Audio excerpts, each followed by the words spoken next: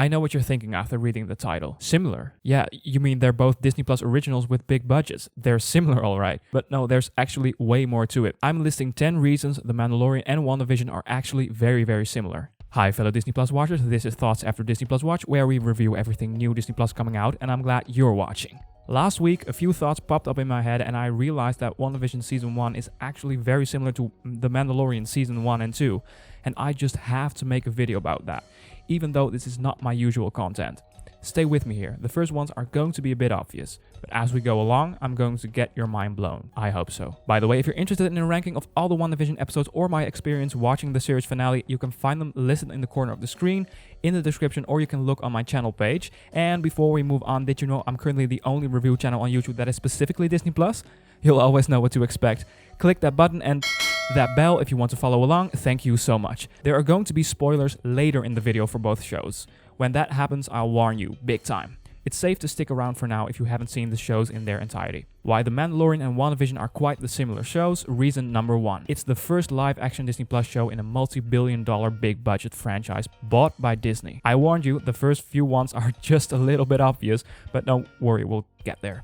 Marvel Studios was bought by Disney in August of 2029, just after the first few films released. If you don't know, the original Iron Man and The Incredible Hulk weren't made under the Disney banner.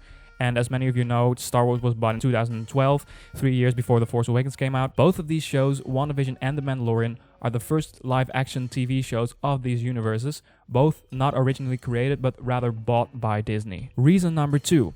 Both shows were released in a window of exactly 8 weeks. I know that WandaVision was 9 episodes long. I know Mandalorian is now 1.5 years old and they released 2 seasons already, I know. But the release window of Season 1 and Season 2 of Mando and Season 1 of WandaVision were all stretched out to release 8 weeks long on Fridays. We got the first 2 episodes of WandaVision in the first week, which I think was a good move on their part because they were very short and concise and they needed some meat to show us, to win us over. But you know, that's the story here. Reason number 3.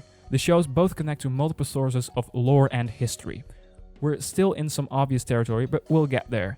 Mandalorian gets its inspiration from a lot of lore that was established both in the original and prequel trilogy, and even animation shows like Clone Wars and Rebels, as well as the books. Take Cobb Vanth, for example. I didn't know him myself, but he was first introduced in a novel called Aftermath. And WandaVision is of course building off the history from the MCU, from Age of Ultron to Civil War and all that. And of course we know that it will intersect with Doctor Strange's second movie in the future. And the storyline is, as always, loosely based on the comics. So both shows engage viewers' knowledge about the canon universe as well as the so-called legends books or comics to draw inspiration from. Reason number 4. Both shows have 2 protagonists, one human and one not human. Am I looking too deep into it?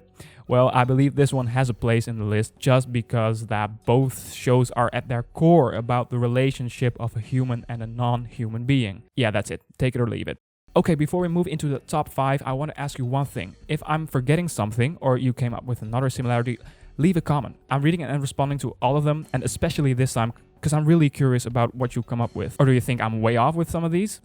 Call me out if you want. Oh, and by the way, from here on out, there's going to be spoilers for the entirety of both shows. So if you haven't watched all of Mandalorian or WandaVision and you want to in the future, it's time to say goodbye for now. We'll meet again. Reason number 5. The show is episodic in nature while still building one big story.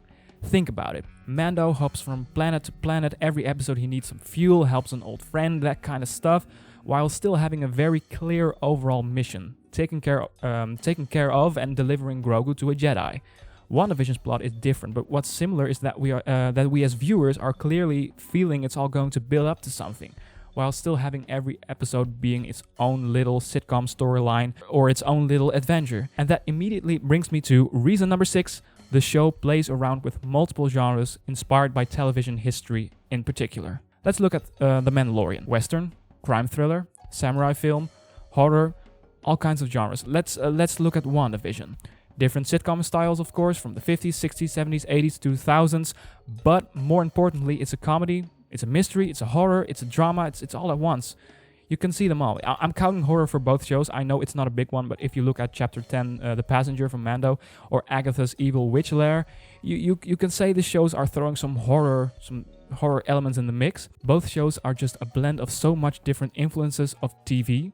WandaVision is obvious because it's very obviously derived from TV history, but The Mandalorian too, That show was inspired by the old Western and adventure serial shows from the 70s and all that, the same way the original Star Wars was inspired by serials like Flash Gordon. Reason number 7. Both shows deal with what it is like to be a parent. Mando is struggling and learning what it's like to be there for a child, but Wanda and Vision deal with the same thing ultimately. The birth of the twins weren't planned at all, just like Grogu is an accident for Din Djarin. Both main characters of these shows have to improvise and learn along the way how they handle certain things in nurturing these children. And that brings me to my reason number 8. Both shows are dealing with a child or children discovering their superhuman abilities. I mean, Grogu is flirting with the Force, and Billy and Tommy Maximoff too, right? Kind of. Well, not the Force, but superhuman abilities all the same.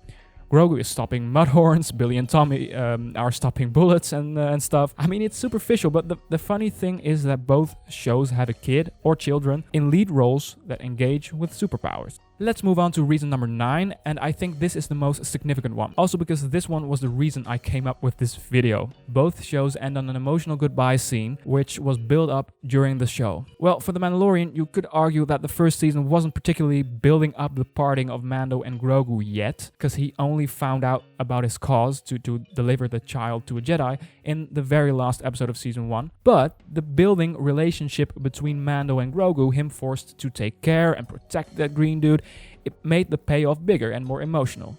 So I'm counting all of Mandalorian and comparing it to WandaVision. And in the case of WandaVision, it was built up from the start that the fantasy world couldn't last forever and that they needed to part ways in the end. Both shows even have the parent looking their kid or kids in the eyes for one last time and realizing that this may be the last time they see each other. Reason number 10. There's a reason this one is last. Both shows have an after credits scene, only in the very last episode, to directly tease a next project. I know, WandaVision has a few post-credit scenes in the last few episodes, but only the finale of both shows got a special after credits scene all the way at the end.